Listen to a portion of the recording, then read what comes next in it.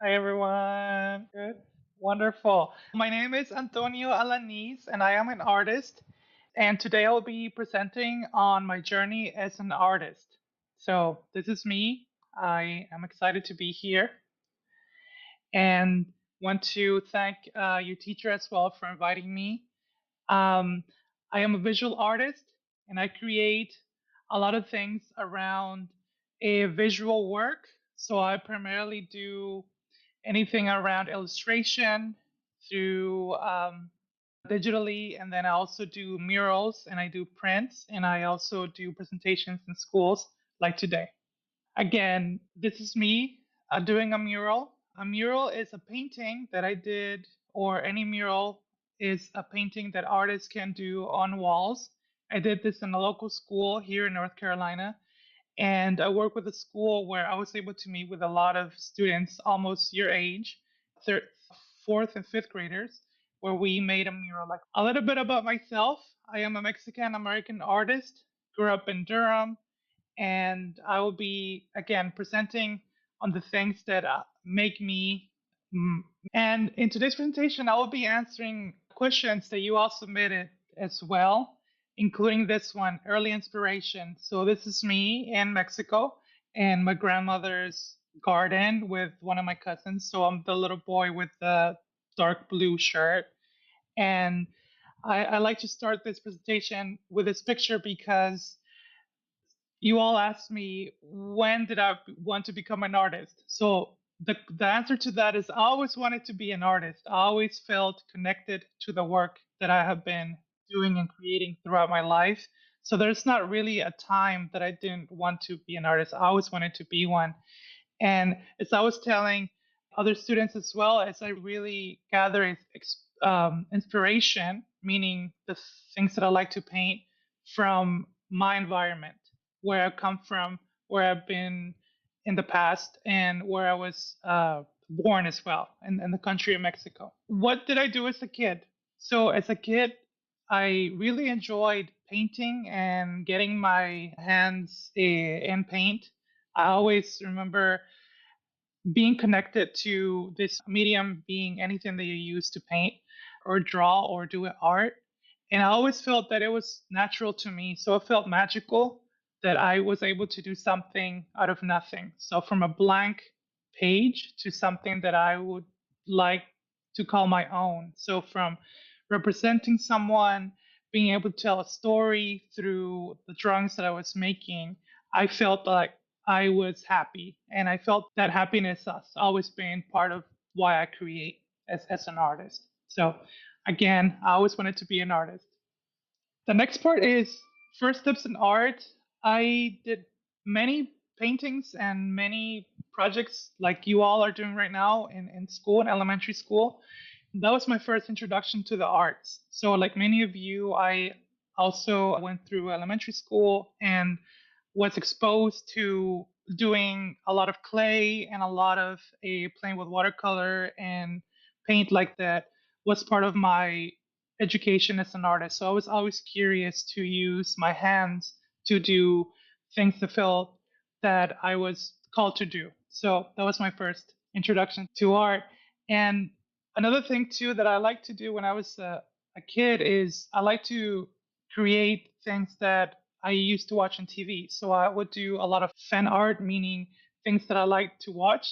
And I would do a lot of recreations or pretty much do copies of things that I would watch on TV. So any cartoons or anything like that. I remember the classic Mickey Mouse a thing, a concept. I would do a lot of those things in copies, and I would just like to do a lot of coloring books. I was always drawn to using color and grabbing color pencils and things. I remember those were most of the things that I would ask my parents to buy for me during the holidays and things like that. I would always make and have fun with friends as well. Paint. I would some people would ask me, "Hey, can you do some things for me? Can you do other things for this other person?" And I would always do work for them as well. When I was a painter or started to be a painter was around middle school when I really had my first introduction to acrylic paint The paint that you see here is acrylic paint, but this is more for murals and walls for inside of places. But the acrylic paint that I used to do was mostly, or used to use when I was beginning, was mostly for canvases. So it would be a piece of fabric where I would paint on that. So these are my first steps to doing a painting. Now, artistic process. How do I do a painting? The painting is usually starting out with talking to people. So here you may be able to see a big wall inside a school. It's part of a mural that I did for a school here in North Carolina. And usually my process starts with talking to people. In this case, I talked to students, fourth and fifth graders, and the topic was, what things do you want to show in this mural about what does community mean to you? So community meant so many things to all the students, anything from friends to teachers to family members to neighbors to grandparents to other students and even the school. So that's how I started this process. I like to talk to people and get to learn what they want to show and portray in their environment, whether it's a mural or it's a print or anything like that, or even a commission when I work with clients. So people who buy my work, I also work with them and make sure that I understand what they want me to create for them. So that's a little bit of the process. Now, the technical, more on the art side, I start with a sketch, and a sketch is usually a foundation or a brief, quick drawing that I use to help me think about I want to where I want the painting to go. So this is a sketch that I did for the mural out of acrylic paint, and this is really just for me to make sure that I know what I'm doing. It doesn't have to be perfect. I don't embrace perfectionism. I embrace mistakes and make sure that I am able to feel free and learn as I go. Sometimes it's hard to have high standards, but sometimes it's good to remember that we're human and that we're okay to make mistakes. So this is one of the first examples that I like to share today on my process and how I come up with ideas. You asked me how I come up with ideas. I have a sketchbook. A sketchbook is essentially a book with blank pages. I'm not sure if you've been able to see one. And I draft. I draw something quick. I give myself about 10, 15 minutes every day, and I begin drawing. Again, making sure that I can do something for fun, and if I make a mistake, I can just erase. So that's a little bit about my artistic process. In terms of learning growth, you can see a gallery exhibition here on the left. You can see some of the paintings that the group of artists that I belong to, called Inter-Latin American Artists Collective, were preparing for. These paintings were about 4 feet by 5 feet, and they were pretty big to hang on a wall. And you can see here the right. So learning and growth for me has been all about being an artist and learning as I go, but also learning from other people who have done this work before me. So I mentioned the Inter Latin American Artists Collective because they've been the ones that have been exhibiting far longer than I have, and they're able to let me know how to prepare, how to essentially work with galleries and things like that. And I feel that I'm able to learn also from the mistakes that I make and also from reading and learning that I do as well. I mentioned this because I did not go to school for art. I didn't go to college for art. I have an undergrad in Spanish because I wanted to learn more about my culture. And I ended up actually teaching as well, teaching Spanish for children around your age as well in high school and middle school. Again, I wanted to be more in tune with my culture, and there have been many ups and downs in this process, but I'm happy to have embraced them and continue to do the work that I do. One thing that you all did ask me is, do my paintings have any meaning? And yes, a lot of my paintings do have meaning. They talk about how cactus can be a strong plant, to talk about my community. So, as a Mexican American artist, I like to think about how as strong as plants are, our community is also a strong community with our color, with all of our culture, and a lot of our cultural heritage as well. I really like to focus on that part that normally we don't get to hear, or at least I don't get to hear as much in today's world. So, anytime that you see a painting, continue to ask yourself, what is the meaning? Challenges and triumphs. I talked a little bit about this before on the previous slide. Again, it's okay to make mistakes. Some of the students here have helped me in murals. They were also working with me. And it was the first time ever working in a mural that size. So sometimes they dripped some of the paint. Sometimes they drew or painted outside the coloring line and it was fine. I was able to work with them and just fix it. It was no big deal. I was able to put some more paint on top of that or just completely wipe it off. The beauty about acrylic paint is that you can wipe it off with a rag or something like that so that it doesn't uh, harden because once the paint hardens, it's hard to take it off, especially if it comes into your clothes or in your hair. It can be hard to remove later. So, again, with the beauty of acrylic, you can clear it off or wipe it off as soon as possible. That'll be my first thing. One thing you asked me as well is, do I ever have trouble coming up with ideas? And my answer to that would be no, I don't have trouble coming up with ideas. I was telling other students that I've been talking to in the past is that oftentimes I have so many ideas that it's hard to choose what project I want to work on. So I have to be very focused in terms of giving myself timelines for things that I want to create. Because I could be working on a mural and then on the side I could be thinking about doing an illustration or maybe doing another commission for other clients and people like that. So I have to remain very focused and don't not discard the things that I want to make. Still work on them on the side when there is time. And again, there are things that I will probably not ever get around to doing. But I think the beauty of being an artist is there will be always things to make and do. So inspiration and influence. I know your teacher has been introducing some Mexican artists, and I'd like to talk about them a little bit here.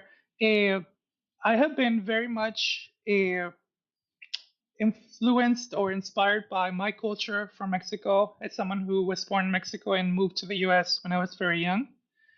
I really love to incorporate artwork, references to, and things about other artists such as Frida Kahlo and Diego Rivera. These are Mexican artists who lived a long time ago, and a lot of their themes really still make me connected to my country and my work as well.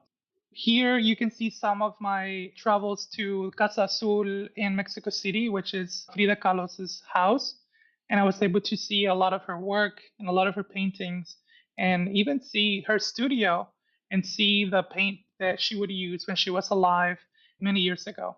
And again, inspiration and influence is everywhere.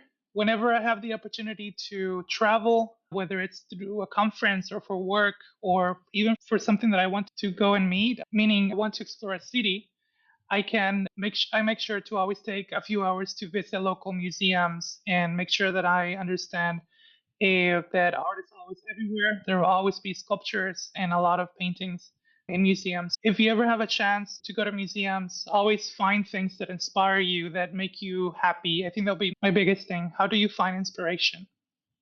And then we have some of my achievements and favorites. You all asked me what has been one of my biggest painting. So my biggest painting up to date has been this mural here that I did. It's a two-part mural, one in a school, and I did this in a hallway. So think about a hallway that spans from a, I think it would fit about 100 people or so, just to give you an idea, comfortably. And again, it was my first mural this size. I have worked with other artists to make their murals, and I have helped them paint on the side as well. But this was my first mural that I did for another person. And again, this would be my biggest painting as well. So, personal insights. This is the almost end of the presentation. Eh, I really love doing or using very bright colors, such as the one that you see here, very bright pink. I think that as a Mexican culture, we bring a lot of color through our work to the world, and I think the color has the ability to lighting, brighten up a space and make it more comfortable. So I think for me, my work has been about creating a space where I feel comfortable and where other people can also feel comfortable. And not only being comfortable, I think being happy, it's another opportunity for us as artists. We can bring happiness through the work that we do, whether it's through listening to a song that you like, or watching a movie that you enjoy, or reading a book that you like as well. I think that that's the power of art, that we can influence or impact emotions. And then you all asked me as well, why do I have so many cactus and skulls? I already explained why I have a cactus and the work, and I've seen some work already by students. I already explained that, but skulls are a reference to upcoming Day of the Dead, which would be November 1st and November 2nd. November 1st and 2nd are to honor loved ones who have passed away, who have left us, and who have gone on. And it's a way for many cultures throughout Latin America to honor our loved ones and ones that they passed on. And I think it's a beautiful way to keep remembering opportunity, community, and loved ones who have passed on. Engaging with others. I am Spanish speaker, so I do speak Spanish and English. And I enjoy talking with people who want to learn more about my culture and invite me to classes, such as your teacher. Thank you so much for inviting me to be part of this opportunity. And also, I think you asked me to translate, how do I say art teacher in Spanish? So that would be maestro or maestra de español. Perdón, de arte. Maestra o maestro de arte. For Spanish teacher would be maestro o maestra de español. And again, my biggest thing today is do make art. You don't have to be an artist. Anyone can make art. I think that's the beauty of it. I think that people sometimes are afraid to go into the art because of so many things that we hear. But the thing about it is to approach art with an open mind, that art can be such a powerful force. And with that is the end of my presentation.